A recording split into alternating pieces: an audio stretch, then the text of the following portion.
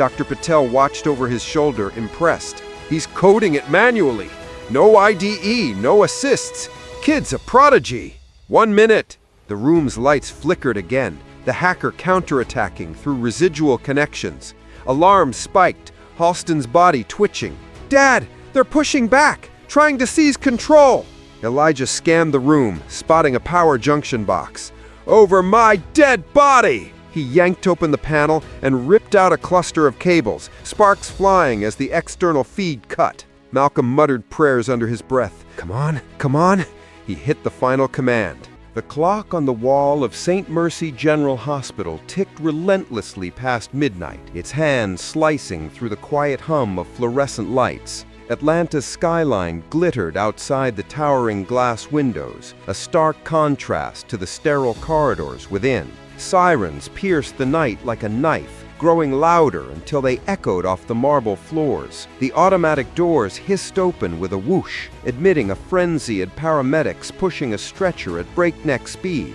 On it lay Richard Halston, the billionaire CEO of Halston Dynamics, a titan in the world of tech and defense. His face was ashen, lips tinged blue, and his custom Italian suit, tailored from the finest silk and wool, worth more than most people's annual salaries, was ripped open at the chest. Sweat soaked through his crisp white shirt, mingling with the faint scent of expensive cologne, now overshadowed by the metallic tang of fear. His eyes rolled back intermittently, eyelids fluttering as if caught in a nightmare he couldn't escape. Heart rate dropping fast. 80, no, 70, shouted Dr. Elena Meyer, the lead cardiologist, her voice cutting through the chaos like a scalpel.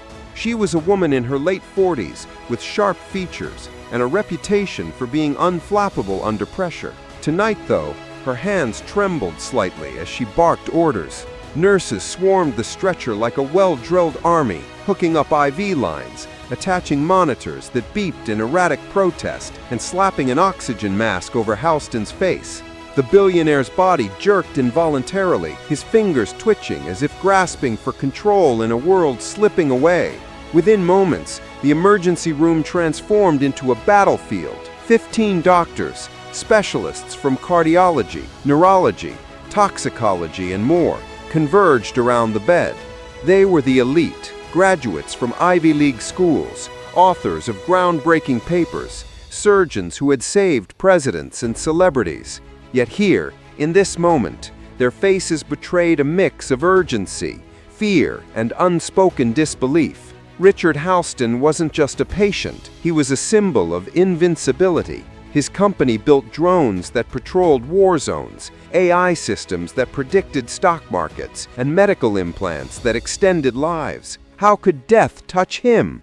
The air thickened with the beeps of machines, the rustle of squabs, and muffled curses. "Push another round of atropine," one doctor yelled. "We need to stabilize him now." No matter how vast his empire, spanning continents, employing tens of thousands, and valued in the trillions, death leveled the playing field. In this room, Halston was just a man, fragile and fading. Far from the frenzy, in the dimly lit wing near the intensive care unit, Elijah Brooks moved with the quiet rhythm of routine.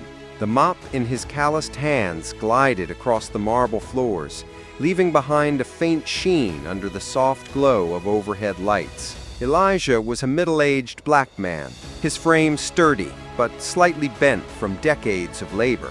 His janitor's uniform was faded, patches sewn meticulously where wear had thinned the fabric. Deep lines etched his face, telling stories of hardships endured, lost jobs, a wife taken too soon by illness, and the constant grind of providing for his son in a world that often overlooked men like him.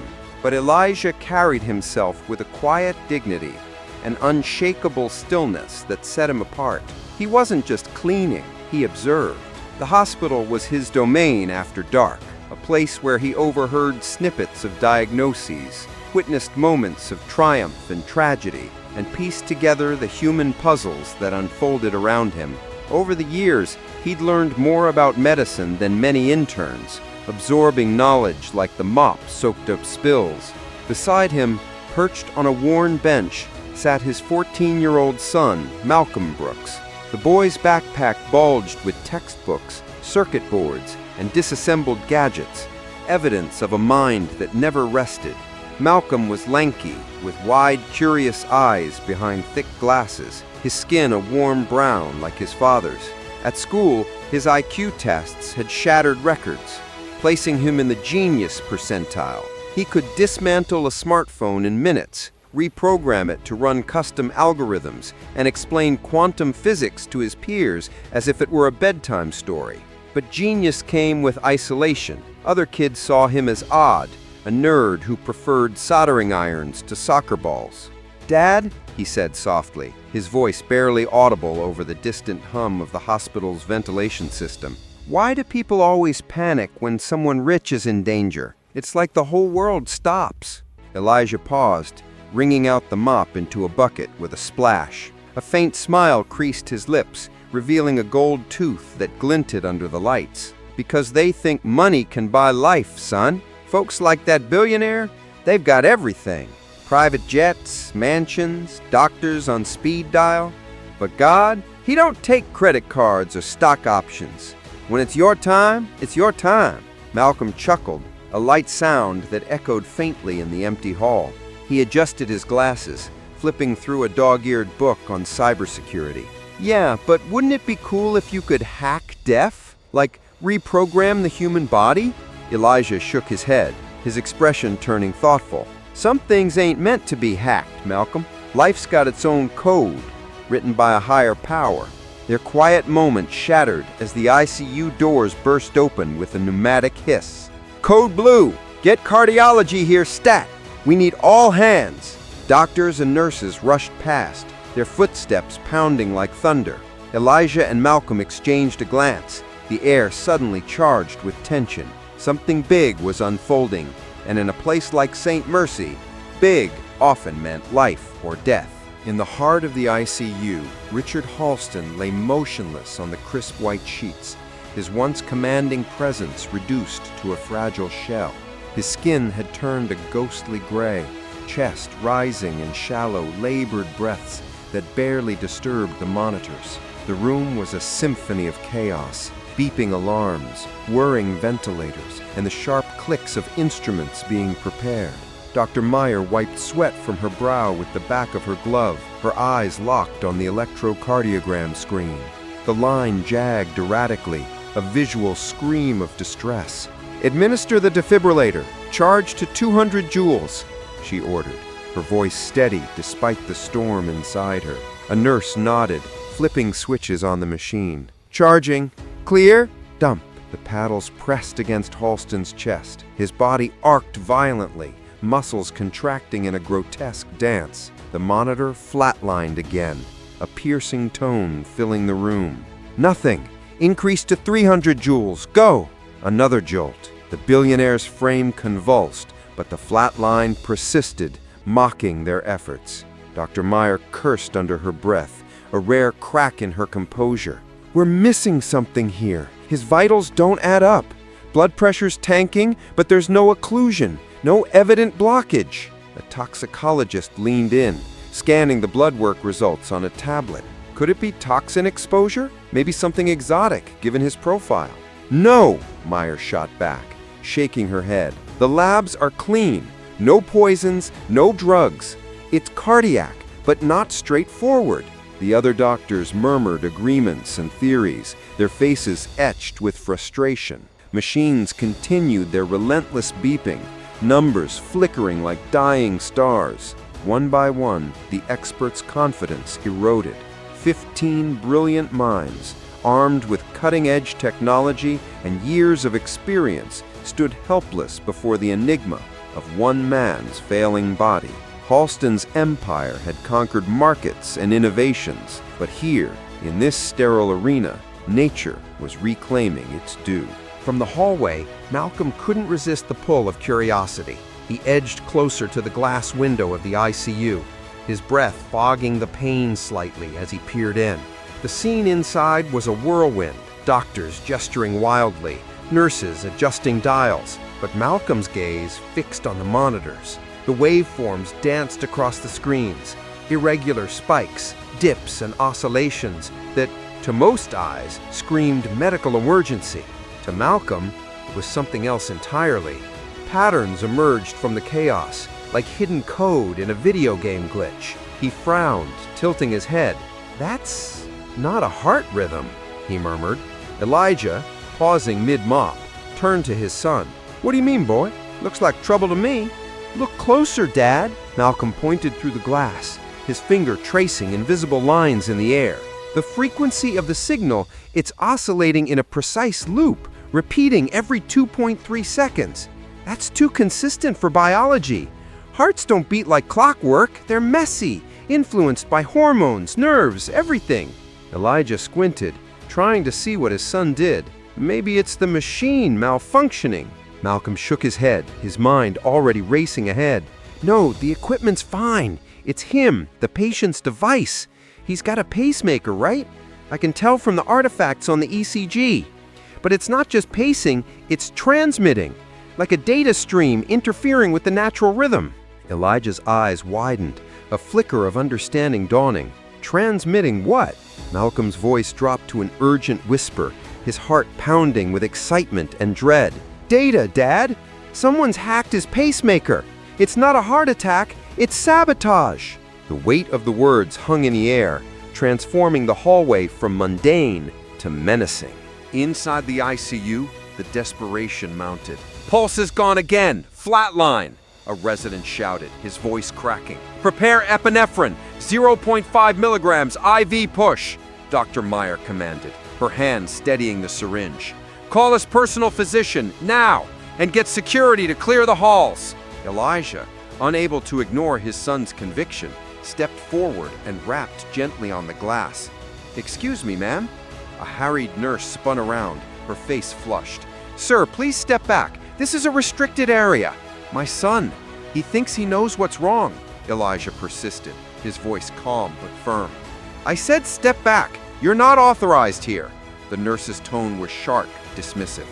Malcolm, undeterred, pressed his face closer to the glass, eyes darting between the monitors and the defibrillator station. "Dad, they're using the wrong settings. If they shock him again at that voltage, they'll overload the pacemaker circuits completely. It'll fry the whole system." Elijah's instincts overrode protocol. He pushed open the door, mop clattering to the floor. "Wait! Don't shock him!" The room fell into stunned silence as heads turned. Dr. Meyer glared, her patience frayed. "Who the hell are you?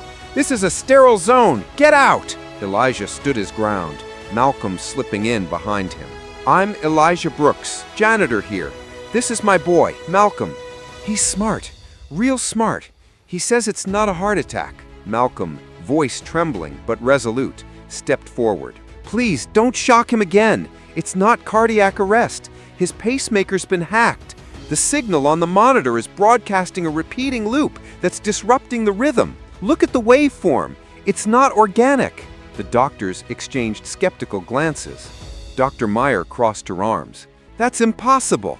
Pacemakers are secure devices." Malcolm grabbed a discarded ECG printout from a nearby tray and snatched a pen from a nurse's pocket. "No, look! See this pattern here?" He sketched over the lines. "It's binary code, 010101 repeating. That's digital interference, not a natural fluctuation. Someone sending commands remotely." A younger doctor, Dr. Patel, leaned in, his brow furrowing. "Wait, he's right. The spikes are too uniform, too precise for arrhythmia. It's like a modulated signal." Dr. Meyer blinked, the room's tension shifting from chaos to eerie quiet. Disbelief warred with dawning realization on her face. Who the hell could hack a pacemaker? These things have military-grade encryption. Whispers rippled through the team. One nurse leaned to another. "He's Richard Houston, CEO of Houston Dynamics. They make AI-integrated implants for the military." The pieces clicked. Malcolm looked up, his young face serious. "Then maybe the hacker works for his own company. Insider access." Dr. Meyer turned to the security officer hovering nearby. "Get IT support here immediately and lock down the network."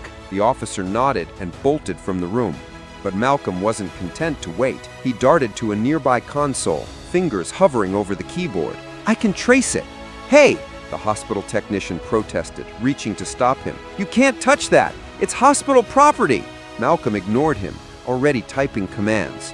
The screen filled with lines of data, encrypted packets scrolling by. Dr. Meyer, stunned, asked, "Who taught you this? You're just a kid." "Myself," Malcolm replied, eyes glued to the screen. "I built my first computer at 7 from scrap parts.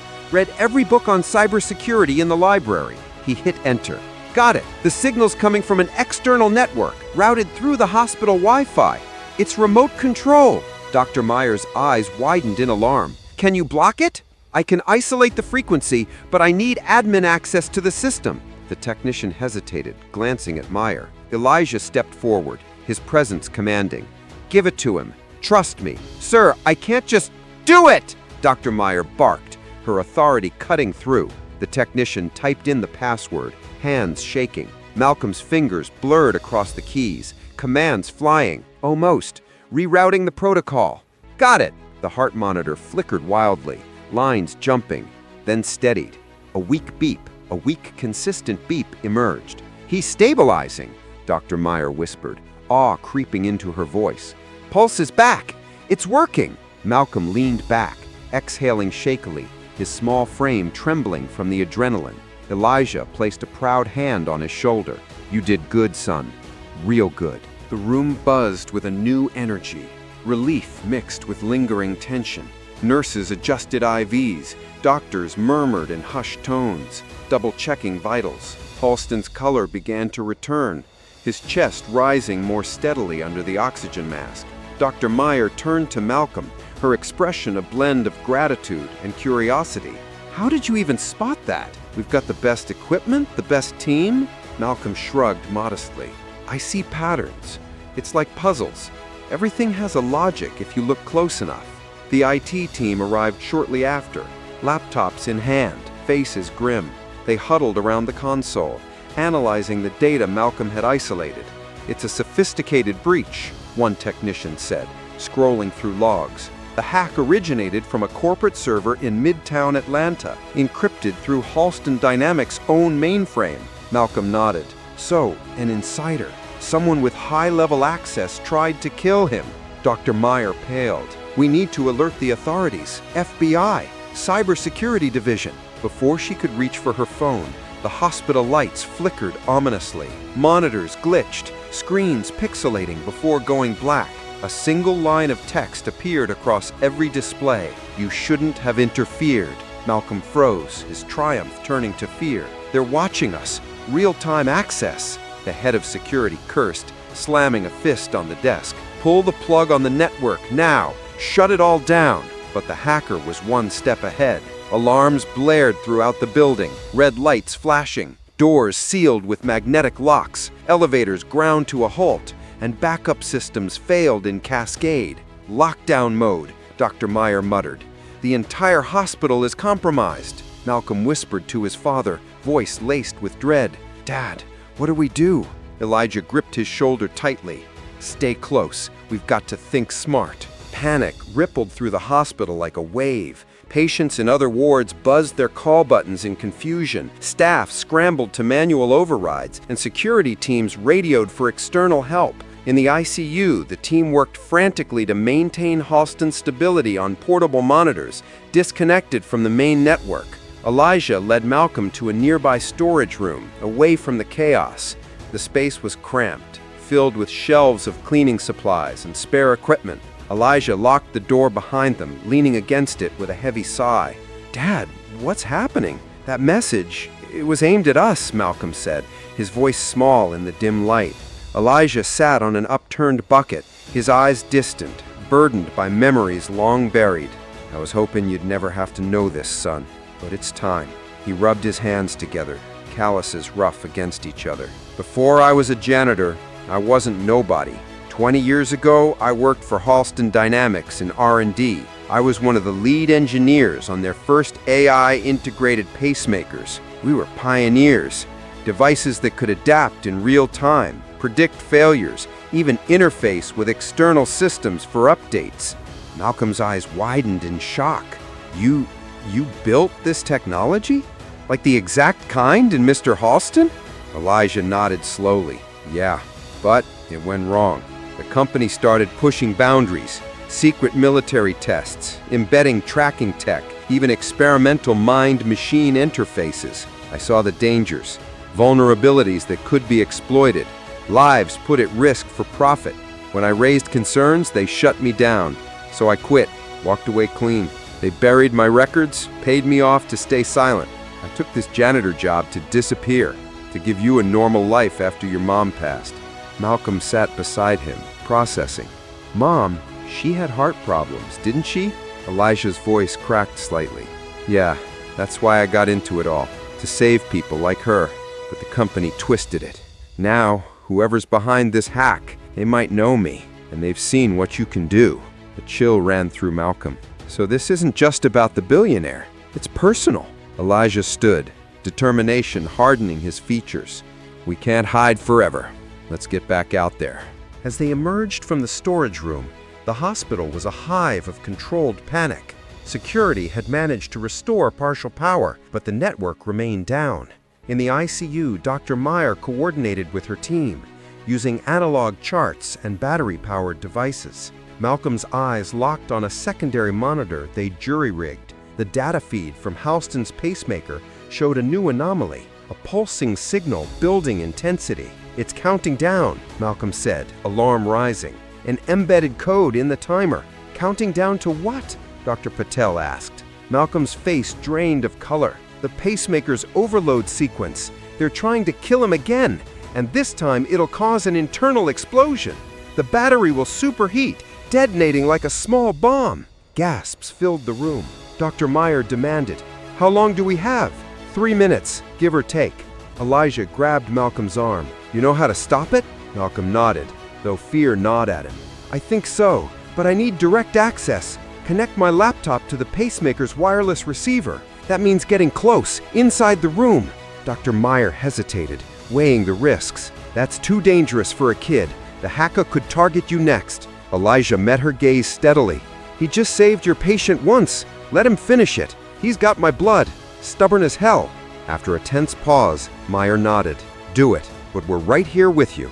Malcolm dashed to Halston's bedside, his backpack slung over one shoulder. He pulled out his battered laptop, a Frankenstein machine he'd assembled from scavenged parts, and connected a custom cable to the pacemaker's external port. Sweat beaded on his forehead, dripping onto the keys as he typed. 2 minutes, Dr. Meyer called out, her voice a steady anchor. The screen filled with red-flagged code, encrypted barriers, firewalls erected by the hacker. Malcolm's mind raced, fingers dancing in a blur. "They've locked the fail-safe protocols, but I can bypass with a recursive loop, mirror their signal back on itself." Dr. Patel watched over his shoulder, impressed. "He's coding it manually. No IDE, no assists. Kid's a prodigy." 1 minute. The room's lights flickered again, the hacker counterattacking through residual connections. Alarms spiked, Halston's body twitching. "Dad, they're pushing back, trying to seize control." Elijah scanned the room, spotting a power junction box. "Over my dead body!" He yanked open the panel and ripped out a cluster of cables, sparks flying as the external feed cut. Malcolm muttered prayers under his breath. "Come on, come on." He hit the final command. The monitor blanked out. Silence. "No!" Dr. Meyer whispered, dread filling the void. Then, beep, beep, beep. Halston's pulse stabilized, strong and rhythmic. The overload averted. Malcolm slumped against the bed rail exhausted as cheers erupted. Elijah pulled him into a fierce hug. "That's my boy." With the immediate threat neutralized, the team worked to secure the room. Police arrived soon after, breaching the lockdown with override codes. Forensic techs swarmed, tracing the hack's origins. Hours passed in a blur. The hospital returned to a semblance of normalcy, though guards posted at every entrance. Reporters clamored outside, flashes popping against the glass. Elijah sat with Malcolm in a quiet lounge, the boy dozing under a blanket. Dr. Meyer approached softly. "He's remarkable. A true genius." Elijah smiled wearily. "Yeah, got his mom's brains, sharp as a tack, and my stubborn streak." She chuckled, then grew serious. Mr. Halston's awake. He wants to see you both." Elijah roused Malcolm, and they followed her to the private ward. Halston lay propped up, still pale but alert, IV snaking from his arms. "You saved my life," he said weakly, his voice gravelly from the ordeal. Elijah shook his head. "My boy did most of it." Halston's eyes shifted to Malcolm. "Then thank you, young man. I owe you everything." Malcolm blushed. "Just saw the pattern, sir." Halston took a deep breath. "The hacker. It was my business partner, Victor Kane. Greed got to him. He wanted control of the company, used our own tech against me." Elijah nodded knowingly. "Figures. Power corrupts." Halston extended a trembling hand. "What can I do for you? Name it. Money, property, anything." Elijah paused, glancing at Malcolm. "Just a chance for my son? Scholarship? Education? Let him reach his potential." Halston smiled. "Done. And Elijah, come back to the company. You designed the heart of our tech once. Help me rebuild it ethically." Elijah hesitated, memories flooding back. "Only if it's for good this time. No more shadows." "Agreed," Halston said, shaking his hand. "That's the only way forward." In the following weeks, the story exploded across media outlets. "Teen genius saves billionaire when doctors couldn't," headlines screamed. Malcolm became a sensation. Interviews, scholarships pouring in. The Halston Foundation Academy for Science and Engineering was established in his honor, fully funded. Elijah hung up his mop, donning a white lab coat as a senior consultant in Halston's revamped medical division. No more night scrubbing floors. Now he shaped the future. One crisp afternoon, father and son stood on the hospital's rooftop, Atlanta's skyline stretching before them. "Dad," Malcolm said softly, "do you think people will see us now for who we are? Not just a janitor and his kid?" Elijah rested a hand on his shoulder, the sun warming their faces. "They will, son. You showed them genius isn't about money or status. It's about heart, courage, and seeing what others miss." Malcolm grinned. "And a little faith." Elijah chuckled. "No luck involved, just grace, and a mind like yours." They descended the stairs together, leaving behind old shadows, embracing a brighter path they'd forged. As months turned to years, Malcolm thrived at the academy, leading projects in AI ethics and cybersecurity. His innovations, secure medical implants, anti-hacking protocols, saved countless lives, earning him awards and acclaim. Elijah, back in the lab, mentored young engineers, ensuring Halston Dynamics prioritized humanity over profit. Victor Kane was arrested, his plot unraveling under scrutiny. Father and son often reflected on that fateful night. "We were invisible once," Elijah would say. "Now we're the light." Malcolm, now a young man, nodded, because we saw what nobody else could.